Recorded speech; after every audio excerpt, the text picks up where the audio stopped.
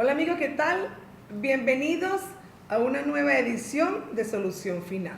Si quieres comunicarte con nosotros, puedes hacerlo a través de los contactos que aparecen en pantalla. Te los voy a recordar en Instagram, @solución.final y correo electrónico lirioteranm@hotmail.com.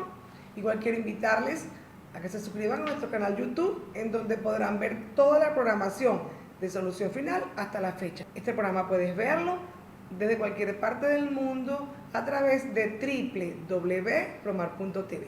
Hoy, como todas las semanas, abordaremos un tema interesante y educativo. Se trata de la inseguridad en Venezuela, sus causas y sus consecuencias. Para ello, oigamos el caso de la semana. Hola, doctora Lirio, soy un exfuncionario policial. La sociedad en general culpa a la corrupción policial del auge de la criminalidad en Venezuela. Me gustaría conversar en su programa de las causas estructurales de la inseguridad. Arturo Gracia. Debido a la profunda crisis económica, social, política que vive nuestro país y aunado a faltas de políticas públicas en materia de prevención de seguridad ciudadana, Venezuela está ubicado dentro de uno de los países más peligrosos del mundo. Pero las causas de la criminalidad y del delito, podríamos citar en la base de ellas la disfuncionalidad de la familia y la paternidad irresponsable como un factor indispensable en la formación primaria e inculcarle a los buenos valores a los hijos e hijas. Segundo, podríamos ver la pobreza, el desempleo, la falta de oportunidades de competir en un mercado laboral en igualdad de condiciones. También podríamos citar la desconfianza de la sociedad en general del sistema de justicia y la corrupción y esa misma desconfianza en los funcionarios policiales. Las estadísticas en Venezuela arrojan de cada 10 venezolanos, 8 venezolanos no denuncian los delitos ante los funcionarios policiales por desconfianza en ese mismo funcionario policial, porque para nadie tampoco es un secreto pues que durante los últimos años se han visto envueltos en actos de corrupción y actos delictivos funcionarios policiales. Es por ello que hoy vamos a tratar este tema de la inseguridad en Venezuela y para ello vamos a contar con la presencia vía online desde Panamá de un abogado especialista en el área de seguridad ciudadana con suficiente experiencia en esta materia, con quien vamos a conversar y él a través de su experiencia nos va a indicar cuáles son esas políticas erradas o esas faltas de políticas de Estado que han incidido negativamente en el aumento de la criminalidad en Venezuela. Desde esta tribuna, particularmente yo considero que es indispensable que exista una paternidad y una maternidad responsable, que hombres y mujeres que tengan la capacidad de traer los hijos al mundo también deben tener la responsabilidad de apoyar a esos niños, no solamente a nivel físico, con la manutención, con la alimentación, con el vestido, sino también con inculcarles valores y educarlos para que sean hombres y mujeres de bien. Lamentablemente en Venezuela se ha institucionalizado el ser mal ciudadano, es lo chévere, aunque los malos sean menos, hacen muchísimo ruido y es la invitación desde esta tribuna. Debemos inculcarle a nuestros hijos los valores, ser buenos ciudadanos, ser solidarios, ser honestos, porque a la definitiva es lo que va a redundar en una buena sociedad que podamos salir adelante en esta Venezuela que tanta falta nos hace. Hombres y mujeres honestos, hombres y mujeres comprometidos con la verdad y con la honestidad. De este tema vamos a conversar, como dije, esta noche. No te apartes de la pantalla de Promar Televisión, que en el próximo espacio iniciamos la conversación con el invitado de la noche. Ya regresamos.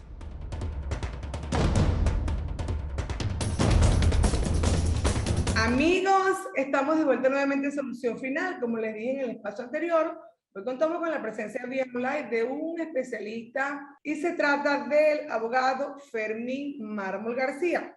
Fermín es abogado, egresado de la Universidad Santa María, con estudios de especialización y maestría en criminalística, Instituto Universitario de Policía Científica, con estudios de especialización en docencia universitaria de la Universidad Santa María, docente de la Cátedra de Introducción al Derecho y Criminalística de la Universidad Santa María, director del Instituto de Ciencias Penales, Criminología y Criminalística de la Santa María, miembro del Plan de Gobierno en materia de seguridad ciudadana realizado por la Mesa de la Unidad Democrática para las campañas presidenciales de Venezuela 2012-2013, ex asesor de la Comisión de Política Interior de la Asamblea Nacional 2016-2018, corredactor de la ley que regula el uso de la telefonía celular y la internet en el interior de los establecimientos penitenciarios 2016, miembro del equipo de Plan País Venezuela de la Asamblea Nacional para el Rescate de la Seguridad Ciudadana y Justicia Penal, coautor del libro Revolución de la Muerte y coautor del libro Lo que no se aprende en los pupitres de Ediciones Davar 2020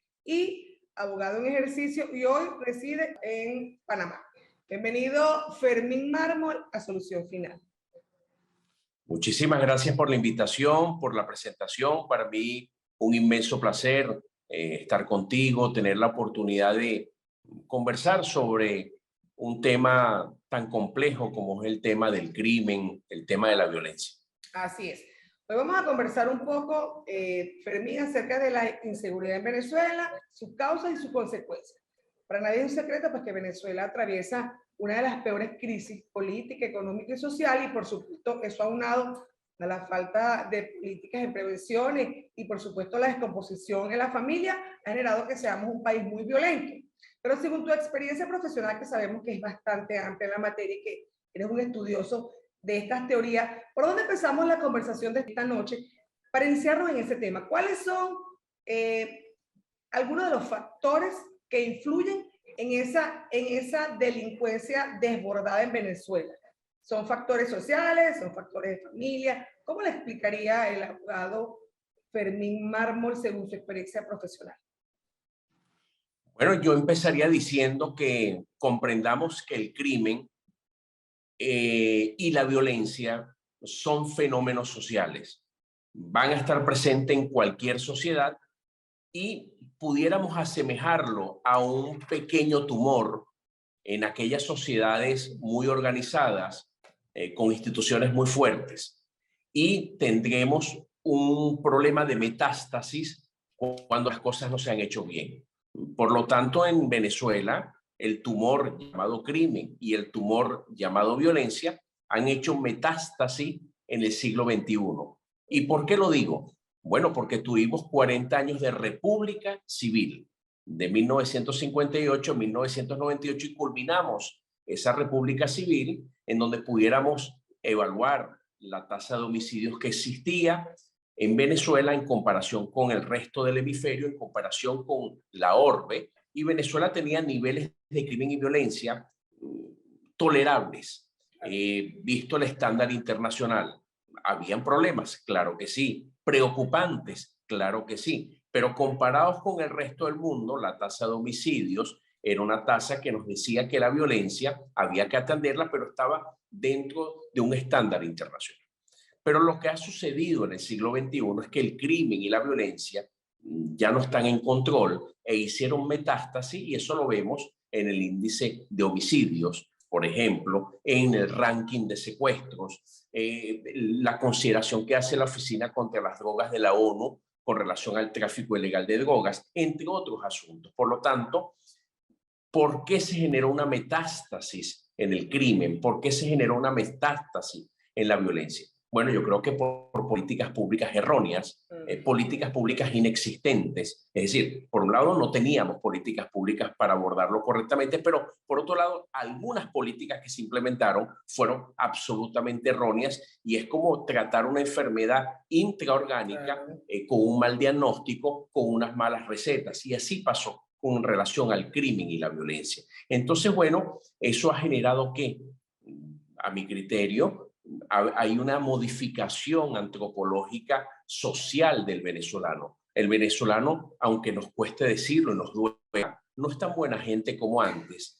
El venezolano es mucho más desconfiado, claro, mucho más áspero, mucho más distante, ha elevado una malsana malicia, y eso habla de una modificación antropológica social. Pero por otro lado, un venezolano que ha dejado de ser ciudadano y parece que se comporta muchas veces como habitante, como poblador de un país. Y eso lo genera, entre otras cosas, el primitivismo. Claro. Yo quisiera terminar esta pregunta tuya diciendo que, a mi criterio, Venezuela tiene la presencia de la trilogía primitivista, y eso es muy grave para un país. Un primitivismo criminal, muy violento, con control territorial; un primitivismo social, donde hay esa modificación antropológica social, dejando de ser ciudadano y convirtiéndose en mero poblador; y un primitivismo institucional, donde las instituciones no se perciben como solución del problema, sino son parte del problema. Así es. Apartando un poco la falta de políticas en prevención, que lo vamos a hablar en el próximo espacio, yo quisiera que tú explicaras también, que tienes mucho conocimiento, cuál es la responsabilidad de los padres, de la familia, en este aumento desmesurado de la criminalidad. ¿Tiene alguna responsabilidad la familia, un padre o una madre, en que hoy en día, por supuesto, el venezolano sea más áspero, por supuesto, tenga una malicia, creo que mal entendida, porque mientras peores ciudadanos somos más importantes, somos más vivos; mientras más vivos seamos, entendido también en un sentido negativo? Pero ¿cuál es la responsabilidad de la familia, este aumento desmesurado de la criminalidad en Venezuela? ¿Tiene algo que ver eso? Sí, eso es una extraordinaria pregunta, una extraordinaria pregunta. La familia es un muro de contención para el primitivismo, es un muro de contención para el primitivismo, tanto social como criminal. Y ese muro de contención está desmechado, está lamentablemente corroído. ¿Y por qué lo digo? Bueno, por el embarazo precoz, la paternidad irresponsable, la deserción escolar, es parte del problema que tenemos en Venezuela. Una familia que no tiene estructura. Es decir, antes hablábamos de un matriarcado bien entendido, donde la figura de la madre era fundamental, pero ahora ni siquiera hablamos de la figura de la madre, sino la figura circunstancial de la abuela, sí, con todas sus limitaciones, porque hay una paternidad irresponsable. Entonces sí, la familia, la falta de estímulo público, la falta de estímulo privado, la falta de campañas de políticas públicas, tanto de radio, televisión, a través de los medios masivos de información, pero a su vez el debido ejemplo y también programas sociales, han hecho que la familia esté realmente en minusvalía. Entonces, ese primer muro de contención, que es la familia, no lo tenemos presente. En unos países que entienden que el muro de contención de la familia no está presente, hay otros muros de contención que pudieran atajar y abordar el problema, como sería la institucionalidad pública, que tampoco la tenemos presente. Es decir, estamos en una tormenta perfecta en no tener esos muros de contención, pero también hay algunos hogares que, aunque estén las figuras, padre, madre, abuelos, lamentablemente no hay el debido ejemplo. Yo creo que hay que rescatar aquella famosa frase: educad al niño y no castigarás al hombre, de Pitágoras, o la frase famosa de que más enseña un padre o una madre que una docena de docentes. Yo creo que el ejemplo que estamos dando en algunos hogares es un ejemplo que pudiera resumirlo en qué es ser una persona exitosa en ese hogar. Porque yo me temo que el gran problema ligado con el crimen es que el concepto de hombre, de mujer exitosa en zonas populares, el concepto de hombre y mujer exitosa en las zonas de clase media, es un concepto trastocado. En las clases populares es el que me respeten, el que me teman, el que yo pueda tener un conjunto de personas que se comporten como una manada. Y en la clase media alta o alta, ese concepto de éxito es cómo hago para tener mucho dinero y trabajar muy poco. Y yo creo que estamos trastocando muchos valores ciudadanos. Qué grave lo que estás diciendo, Fermín, y esa es la realidad nuestra. Yo hoy en día, tú ves de repente en el medio donde uno se desenvuelve personas jóvenes, mujeres bonitas, pero hombres bien, bien presentado, que no piensen en prepararse ni nada listo, sino simplemente, mire, cómo hacemos dinero rápido y por los caminos verdes. Ahora bien, dividamos un poquito el programa con los factores que influyen. O sea, acabamos de hablar de la familia, acabamos de hablar de las instituciones poco sólidas, pero por ejemplo, ahora vamos a hablar de las políticas públicas. Tú que eres un estudioso de la materia. Venezuela, hablemos de 20 años para acá, pues tampoco tú y yo somos tan viejos para hablar de, según tu experiencia profesional y que sé que eres un estudioso de la materia, ¿por dónde empezamos? ¿Cuáles son esas políticas que Venezuela ha dejado de aplicar o que ha aplicado erróneamente, que han incidido negativamente en que se aumente esta criminalidad en Venezuela? Bueno, también es una gran pregunta, ¿no? Yo me voy a permitir de mencionar algunas políticas públicas equívocas, Okay. algunas políticas públicas erróneas. La número uno, el plan de pacificación que dio nacimiento a las zonas de paz.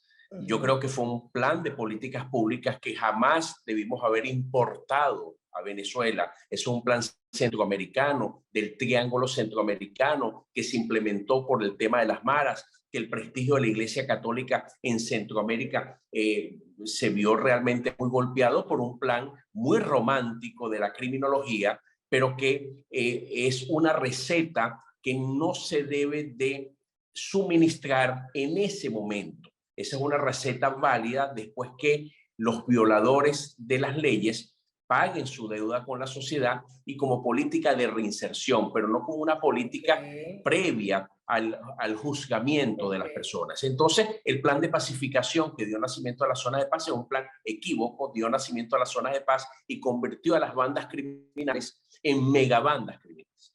El segundo plan erróneo fue el plan de pernocta judicial del año 2009. Es decir, el plan que se implementó en las cárceles venezolanas. Sí, qué horror. Para que prácticamente los planes carcelarios se comprometieran en que hubiese una paz criminal dentro de las cárceles y en contraprestación podían ellos tener una pernota viernes, sábado y domingo con familiares y amigos, bailantas y pachanga. Eso fue absolutamente destructivo y generó el nacimiento, consolidación del pranato carcelario. La tercera política pública para mí equívoca fue darle beligerancia a los grupos irregulares colombianos en el año 1999 y año 2000. El darle beligerancia, reconocimiento a organizaciones como la FARC, Ejército Popular o el Ejército de Liberación Nacional fue un gran error para nosotros. Estaba en pleno proceso el plan de seguridad democrática en Colombia, primero el plan Colombia y años después el plan de seguridad democrática, y nosotros estábamos dándole beligerancia a estos grupos que encontraron un territorio fértil en Venezuela para el descanso, pero después para sus actividades criminales. Les recuerdo, amigos, que hoy conversábamos desde Panamá con el abogado Fermín Mármol acerca de la inseguridad en Venezuela, sus causas y consecuencias. Otra parte de la pantalla de Promar Televisión, que ya regresamos.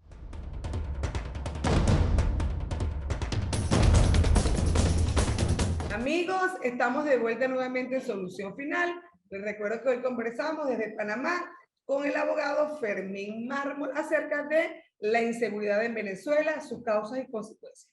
Conversábamos, Fermín, en el espacio anterior, tú estabas hablando de los planes pues, que habían sido aplicados de forma no acertada. Yo creo que era importante enumerar algunas políticas públicas equívocas que, bueno, generaron, insisto, que el tumor llamado violencia y el tumor llamado crimen hicieran metástasis en el país. Ya hablamos, Lirio, del plan de pacificación que dio nacimiento a las zonas de paz. Ya hablamos del plan pernocta judicial en el sistema penitenciario venezolano. Ya hablamos de la beligerancia que se le dio a los grupos irregulares colombianos en 1999 y 2000.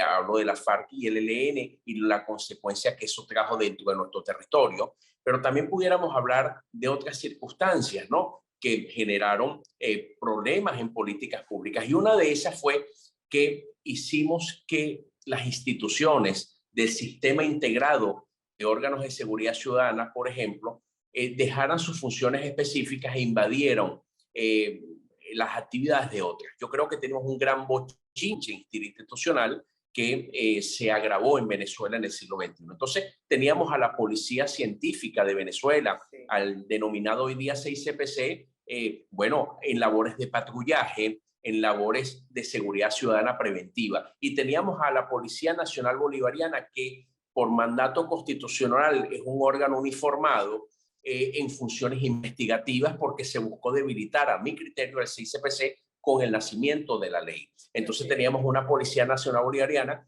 que tenía capacidades de investigar drogas, investigar delitos de delincuencia organizada, investigar secuestros y extorsiones. No tenía ningún sentido que en un país que reclamaba policías uniformados en calles, avenidas, plazas, parques, entonces esa policía naciente estaba creciendo sin control en área investigativa, y la policía de investigaciones haciendo las labores de patrullaje. Entonces teníamos una mezcla dándole facultades investigativas a las policías municipales, a las policías estadales por resoluciones ministeriales, desarmando a las policías municipales y estadales que estuviesen en manos de opositores y no dándole el apresto operacional. Yo creo que ese daño que se hizo de asfixiar algunas instituciones policiales, pero a la vez de hacer que se invadieran competencias entre sí desde las leyes mismas, fue un cóctel muy negativo para la seguridad ciudadana. Y por último, diría, la incapacidad que a mi criterio se tuvo en seguridad ciudadana de las alianzas. Es decir, ¿cuáles han sido los aliados para prevenir el crimen? ¿Cuáles han sido los aliados para reprimir el crimen? Bueno, los aliados han sido el sector privado, las iglesias de los distintos cultos, los gremios profesionales, las universidades, las ONG, los medios de comunicación social. Bueno, y qué coincidencia, muchos de los que hemos mencionado que han sido aliados en Brasil, México, Colombia, Centroamérica, han sido más bien apartados en Venezuela, han sido estigmatizados, el papel de los medios, las universidades, las ONG. Claro. ¿Cómo se han tratado a las ONG de Venezuela? Entonces, yo creo que es importante cuando analicemos algún país, ver cómo se comporta el poder público con estos aliados no gubernamentales. Y yo me temo que en Venezuela estos aliados no han estado presentes. Entonces, tienes que ver ahora, entonces, cuáles han sido los aliados. Si estos no han sido, ¿cuáles han sido? Entonces, ahí tenemos un gran problema de políticas públicas y bueno, el resultado no ha sido bueno, porque al final de las historias, Lidia, lo que hay que evaluar es los resultados. Claro, Los resultados son buenos. Las instituciones policiales generan seguridad y confianza en la ciudadanía. El índice de aceptación de las instituciones del sistema integrado de seguridad ciudadana y de justicia penal están bien evaluados. Se están haciendo encuestas de victimización nacional en Venezuela con rango anual. El índice de personas que víctimas de delito denuncian ha aumentado, porque la última encuesta de la encuestadora Gallup, capítulo Ley y el Orden, señala que casi 8 de cada 10 venezolanos no irían a denunciar un hecho criminal. Y eso es terrible. Gravísimo, eso es terrible. Gravísimo. Gravísimo. Entonces, eso ha disminuido. Entonces, yo me temo que evidentemente las cosas no se han hecho bien. Claro.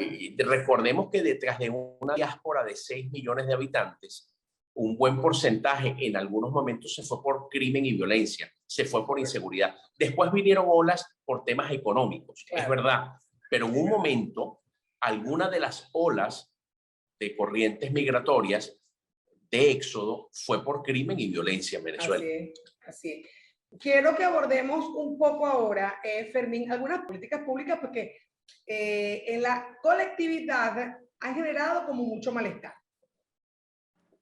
Basta leer, pues, por supuesto, por las redes y por cualquier medio de comunicación, el gobierno venezolano habla mucho de los cuadrantes de paz y, en segundo lugar, lo de las famosas alcabalas móviles.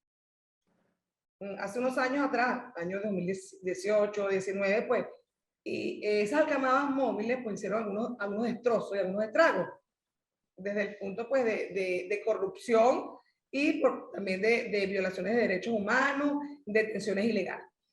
Pero tú como especialista en esta materia de la seguridad ciudadana de un país, ¿son realmente efectivas las muy nombradas alcabalas móviles? O sea, ¿eso de verdad tiene función? ¿Eso de verdad disminuye las cifras de criminalidad? ¿Las comunidades pueden sentirse realmente protegidas cuando se les instala en cualquier parte una alcabala móvil? ¿O eso simplemente es utópico? Es como para pañitos de agua tibia para que la gente pueda creer que la seguridad funciona.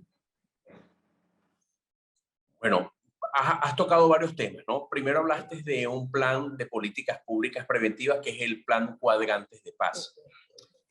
El tema del patrullaje por cuadrantes tiene una logicidad y es un plan que viene de Londres y después con buena presencia en Chile y en Colombia.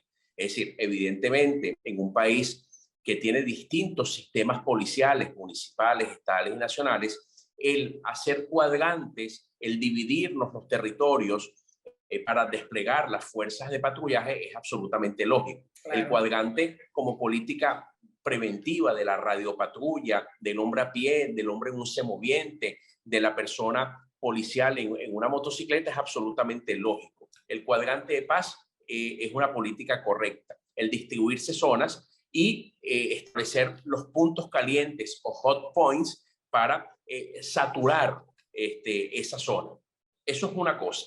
Okay. Ahora, sobre el tema del alcabala, hay estudios que indican que la alcabala móvil policial, como política constante de prevención, solo impacta no más del 3%. Es decir, no es un buen recurso el tema de la alcabala móvil policial para contrarrestar el crimen, para sorprender en flagrancia a los delincuentes que puedan estar rondando, rodando, buscando víctimas. Entonces, la pregunta que haríamos, ¿las policías no saben que eso es así? No, la respuesta es sí saben que eso es así, pero tienen varios problemas y uno de los problemas es el tema de la supervisión. La incapacidad de presupuesto que tienen los órganos de policía de no poder colocar un GPS en cada radiopatrulla, llámese bicicleta, motocicleta, vehículo 4 ruedas, y tener una sala de monitoreo y control tecnológico, hace necesario que ese policía se siembre en una zona y genere dos circunstancias. Número uno, la sensación de seguridad de una zona que tal vez tenga muchos vecinos, muchos locales comerciales, y entonces da una sensación de que la policía está haciendo su trabajo. Y número dos, resolviste el tema de la supervisión, porque tienes que estar sembrada ahí la radiopatrulla. Pero lo más efectivo es el patrullaje constante y activo en calles, avenidas, plazas y parques, haciendo su recorrido y siendo activo en procurar chequear, quise decir, o cualquier cosa anómala. Por lo tanto, me temo que la falta de personal policial, la falta de tecnología hace que esté presente en los manuales o procesos administrativos actuales de la policía el tema del alcabala. ¿Para qué sirven las alcabalas policiales entonces? Situaciones extraordinarias, fuga de detenidos, un secuestro en proceso, acaba de materializarse un robo agravado de una entidad financiera. Entonces, ya usted dentro del plan operativo de la policía hace lo que se llama la operación candado, la operación cerradura, la operación herradura, y tranca su municipio, tranca su parroquia y coloca alcabalas móviles policiales. Ese es el estándar internacional, pero como política constante no es un buen negocio, Oli. Pero imagínate, entonces, aquí estamos en pañales, Fermín, porque yo lo que veo en todas partes, por lo menos en Barquisimeto, o sea, alcabalas móviles, y esa es la consigna, pues por lo mínimo en el estado Lara. Tú hablabas algo de los cuadrantes de paz que me llama mucho la atención. Acabo de decir que es una política pues, pública que se ha aplicado en países como Chile y que ha dado buenos resultados. Entonces, ¿qué es lo que pasa en Venezuela?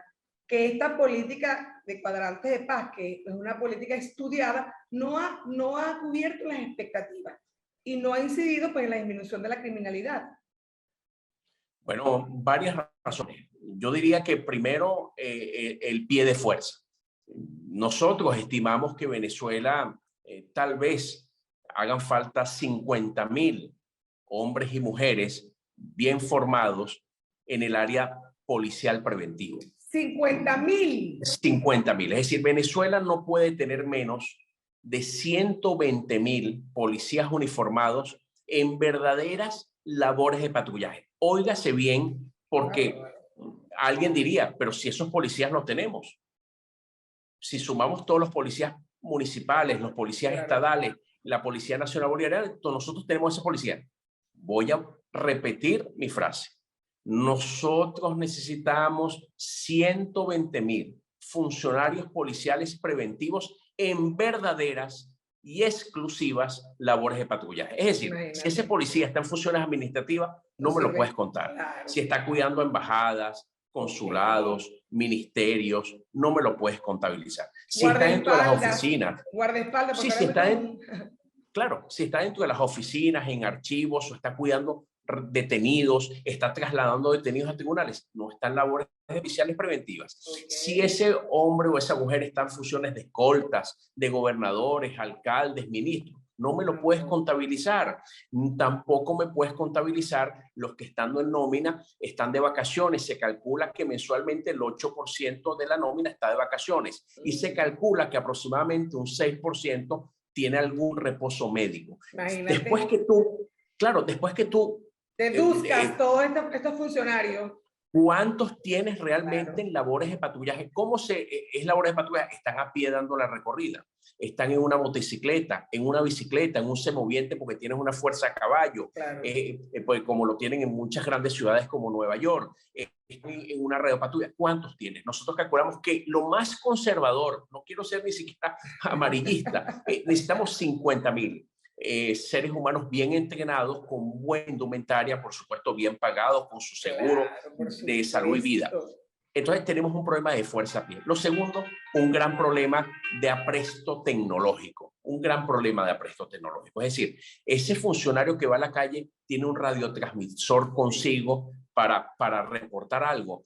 Dos, el vehículo con el que se desplaza tiene un GPS que está siendo monitoreado por una sala situacional. No. Número 3, honestamente, tiene permanentes evaluaciones ese funcionario para corregirle los errores, pero también para felicitarle. Entonces tenemos un gran problema en las fuerzas policiales preventivas, para no hablar de cómo se inmiscuye lo político, cómo se inmiscuye lo ideológico. Entonces sí, tenemos un gran problema en las fuerzas policiales preventivas, que no escapa a la realidad de las fuerzas policiales de investigación criminal, los mismos déficits, los mismos problemas. Entonces yo creo que eso es parte del problema, un déficit del elemento humano, un déficit del elemento apresto operacional, y un déficit, por supuesto, de reivindicar la labor del policía, que no es única. Yo creo que hay 3 profesiones que hace falta reivindicar en Venezuela: la labor del educador, el maestro, el docente, la labor del médico, que incluye, por supuesto, al enfermero, el bioanalista, todo lo que están en el sistema de salud, y la labor del policía. Es decir, si nosotros esas funciones básicas del Estado, del ente público, que es el policía, el educador y el médico, no los reivindicamos, estamos en problema. Y qué coincidencia, son 3 segmentos que realmente han tenido un éxodo importantísimo de profesionales. El déficit de médicos, de docentes, y podemos ver en temas de física, química, matemática, o el tema del policía, es muy profundo en Venezuela. Claro. Bueno, pero yo oyendo tu exposición, no es difícil pues que el Estado ponga su mejor esfuerzo y pudiera corregir, porque seguramente no podrá buscar 50.000 funcionarios. O sea, hay profesionales, más de 50.000, que bien capacitados y con buenas condiciones económicas podría querer ser policía. Tenemos que hacer otra pausa en Solución Final. Amigos, les recuerdo que hoy conversamos desde Panamá con el abogado Fermín Mármol acerca de la inseguridad en Venezuela, sus causas y consecuencias. No te apartes de la pantalla de Promar Televisión, que ya regresamos.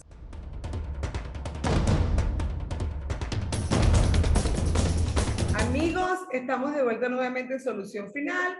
Recuerdo que hoy conversamos desde Panamá con el abogado Fermín Mármol acerca de la inseguridad en Venezuela, sus causas y consecuencias. Mi querido doctor Fermín, hemos llegado ya al final del programa, estamos ya en los últimos minutos y quisiera que tú, pues, por supuesto, resumas brevemente en estos últimos minutos finales cuáles serían tus recomendaciones por supuesto, no solamente al Estado, sino a todas las personas que nos escuchan, porque también quiero que hables un poquito de esas consejos que tú podrías darle también al civil, al común denominador, para poder protegerse de un crimen. Te agradezco mucho esa pregunta, ¿no? Vamos al tema macro, el tema del Estado, el tema del poder público. Yo creo que tenemos que priorizar el esfuerzo interinstitucional y yo creo que la inseguridad es algo que se debe vencer.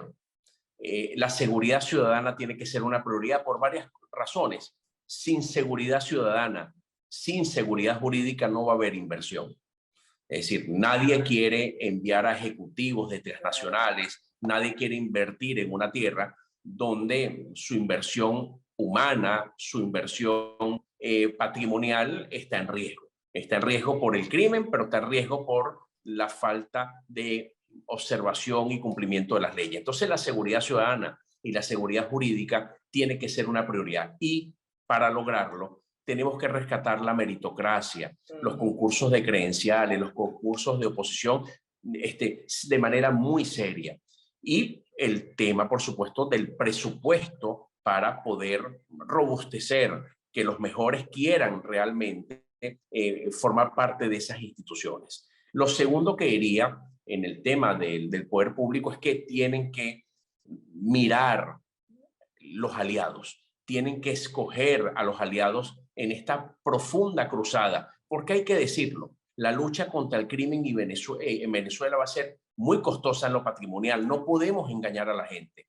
Tenemos diferentes estructuras del crimen organizado violento controlando territorios en Venezuela, de corte urbano, de corte rural, pero por otro lado va a ser muy costoso en lo emocional, no podemos engañar, ese contingente de hombres que se cuentan por miles no van a deponer las armas porque se lo pida el Estado. Va a haber lucha, va a haber controversia, va a haber realmente mucha confrontación bélica y duele decirlo, pero ¿cómo pensar que los grupos irregulares colombianos, cómo pensar que las megabandas en Venezuela, cómo pensar que el planato carcelario va a querer que se les desmantele? Eso no va a ser sencillo. Entonces, tenemos que tener muchos aliados para esa lucha.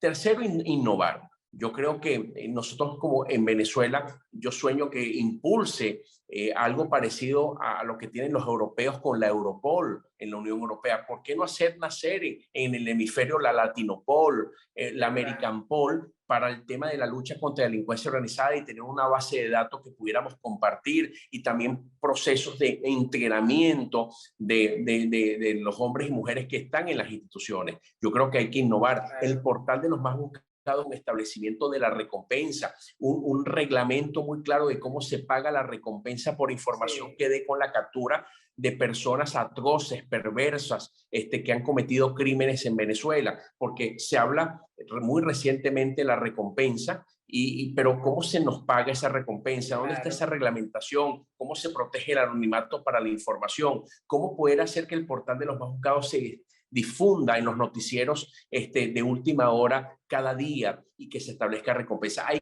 que innovar muchísimo. ¿En dónde está la línea de emergencia única en Venezuela? No puede existir una política preventiva en donde a mí me digan que cada cuadrante tiene una línea telefónica móvil. Entonces tengo que aprenderme el teléfono móvil en donde vive mi madre, pero también en donde vivo yo, pero también en donde trabajo y también en donde tengo esparcimiento. No tiene sentido. Una única línea de emergencia para temas de salud, para temas policiales, para temas de protección civil, no lo tenemos. Entonces hay mucho que hacer por allí en el tema institucional. En el tema personal, yo creo que los seres humanos tenemos que rescatar, cada familia tiene que rescatar el comedor como sitio de conversación y de unión.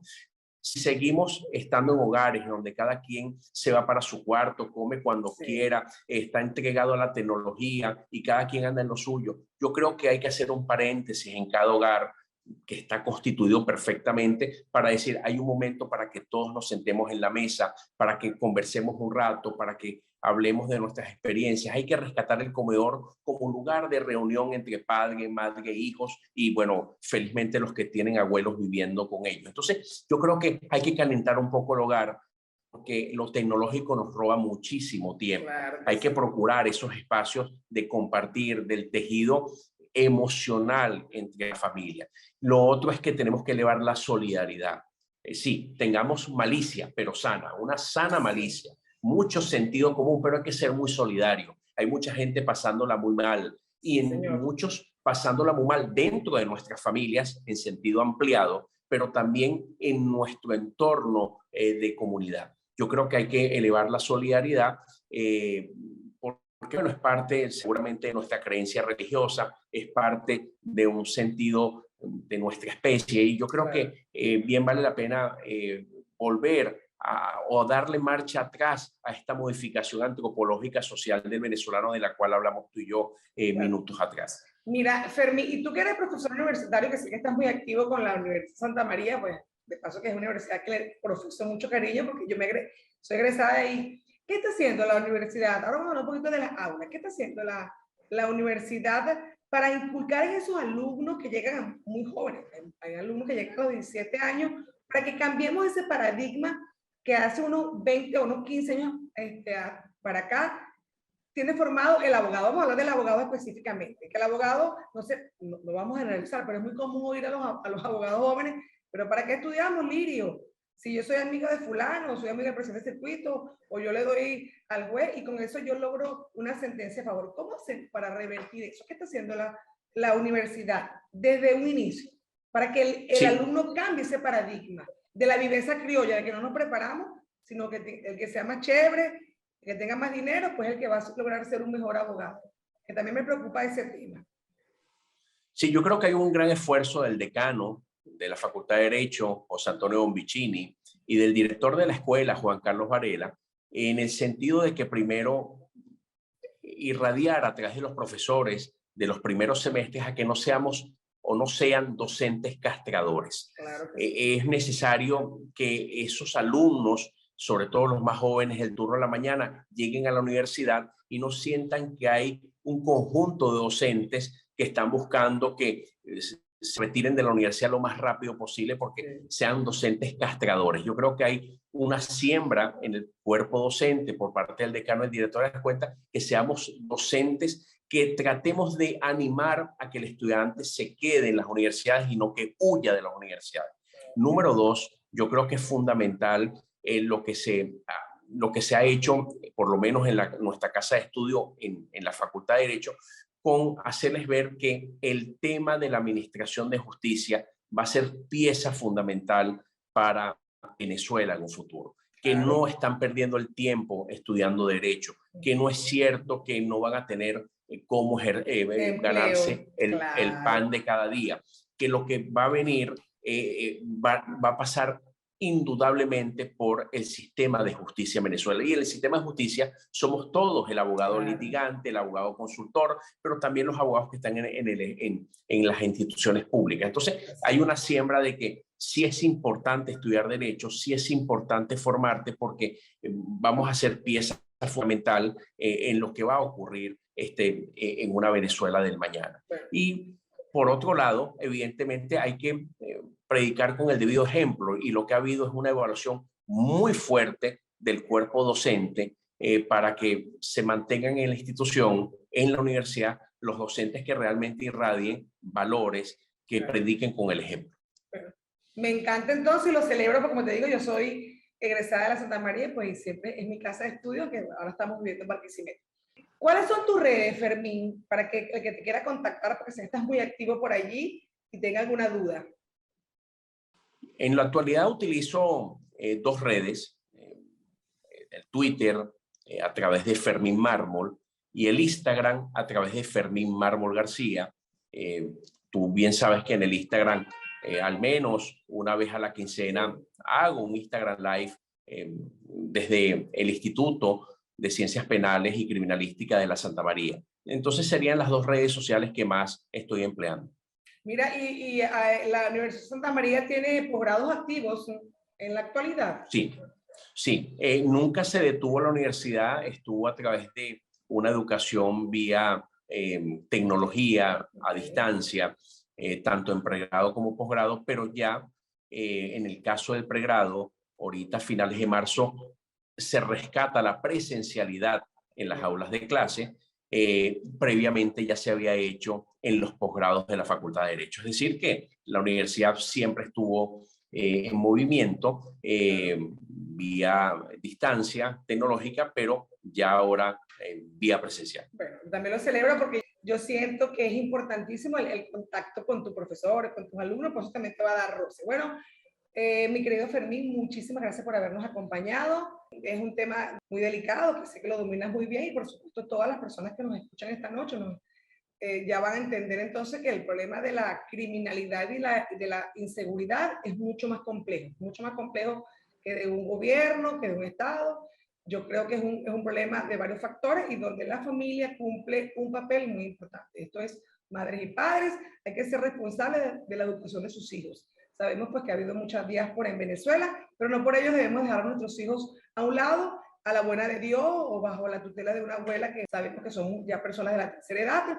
La responsabilidad de la educación de un hijo es de un padre y de una madre. Así que yo creo que ese es el primer paso. Vamos a rescatar la familia, vamos a rescatar los valores, vamos a rescatar, por supuesto, el Estado tiene la obligación de ejercer políticas públicas acertadas para que creamos en la seguridad. Y te hice la pregunta, Fermín, de la universidad, porque también es importante que rescatemos la universidad. Los alumnos de las aulas, vamos a enseñar a los alumnos que lo importante es prepararse y no la viveza criolla de que tengan mejores condiciones económicas.